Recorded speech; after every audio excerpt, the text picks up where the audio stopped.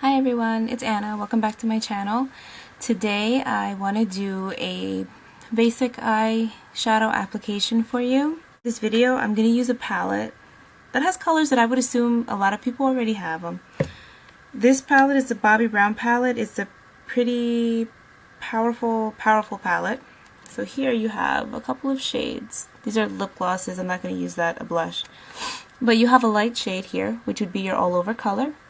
It's called Navajo. It's like a creamy color with a pink undertone.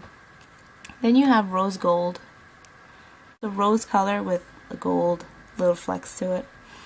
Then here you have, it's called burnished rose. It's like a warm brown with a red undertone to it. It's a very, very warm reddish. It's almost like a mauvey color. And then you have your liner color here, which is chocolate caviar. Alright, so some people like to use primers, some people don't. For this, I'm going to use a primer because I don't know if the colors are going to pick up well on the camera. So just to be safe. I'm actually using an LA Splash, an eyeshadow seal / base. This is kind of sticky. It's really good if you want to add glitter too. I don't know if we'll do that, we'll see. So first what you're going to do is you are going to apply it to your lid. Now just to be safe, whenever I do my own eyeshadow applications, I only put the primer where I'm going to have like that color that's more concentrated. So if I put colors in my crease, I don't like to put primer in it, only because I find that sometimes it's difficult to blend. So I'm going to take an eyeshadow brush. This is your basic eyeshadow brush. This is one from Bobbi Brown. It's pretty fluffy. And I'm going to apply that now. Whenever you use a color to highlight your brow, you really want to use a matte color. It looks more natural. You don't want to have like shimmery colors. You just want something that's going to be lifting and, like I said, natural looking. Also too, when you do this, this will highlight or define the shape of your eyebrows. So as you can see, I'm getting the product. Excuse me, I tap it first and then I kind of blend it, pull it through. So for my lid color, I really like using this brush. I would recommend it if you're looking for a brush that has multiple purposes. For an example, it can be used for your crease, it can be used for your lid, it can be used to apply like that all over color that I just did. This is the angled eyeshadow brush, and it's also from Bobbi Brown. It's got a pretty small head.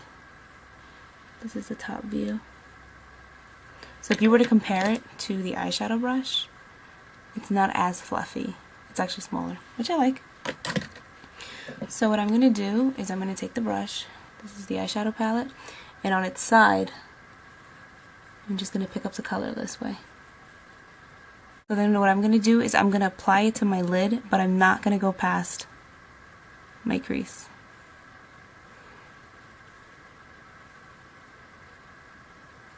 Again with this, whenever you apply this eyeshadow, or any eyeshadow, you really want to get the eyeshadow, you want to pick up the product, and you just want to press it.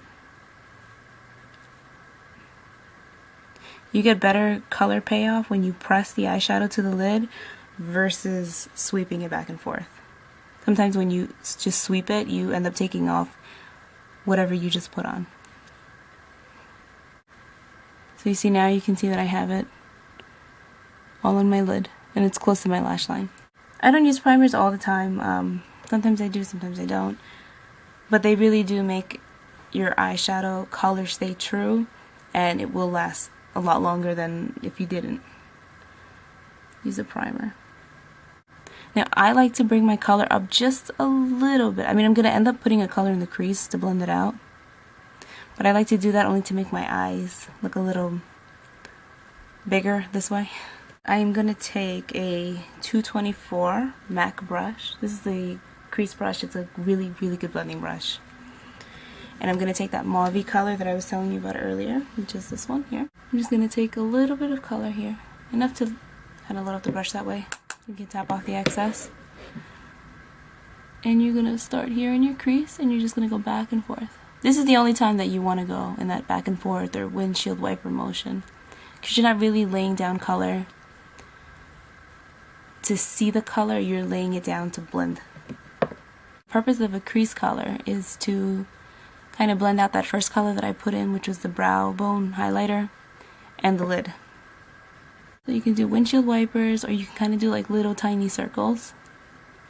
So you see now how the color, the crease is starting to develop. You can also see just by comparing this eye to this eye, my eye looks bigger. You see the crease, this color, it kind of creates like the gradient effect where you have the rose gold here, that the color is very intense. Then you have a light color up here for my brow bone. When you do your crease color, imagine that you have like, you see how here you have the bottom lash line? Imagine that there's an imaginary line here that goes this way. Don't go past that line. I mean, you can, there's an easy way to fix it. I'm going to take another palette, this brown shade.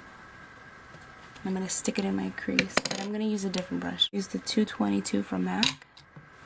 It's a little thinner than the 224. And I'm going to go back into the crease just to define the crease a little bit more. If you can't find your crease, what you can do is you can look down and look at the top of your lid, and if you look up, you'll find it. Also, when you're applying a color to your crease or just anywhere, it's always easier to start light and keep building the color, because then you can build the color to an intensity that you like. But if you go too heavy to take off the color, or to, you know, you're just gonna get more eyeshadow blend, and you're adding more steps that you don't need to do, or you might end up having to take the whole makeup off and start all over again. So just remember, if you start off light and do one layer, you want more intensity, add another layer, and then you'll be happy with what you have, versus getting too much, sticking it on your eye, and then you probably have your whole face done, you have your blush, your foundation, and then you gotta take everything off. And that's not fun. Now I'm just gonna go back with that 224, and I'm just gonna blend everything. Again, so you don't see any harsh lines. Last step would be to put your mascara on.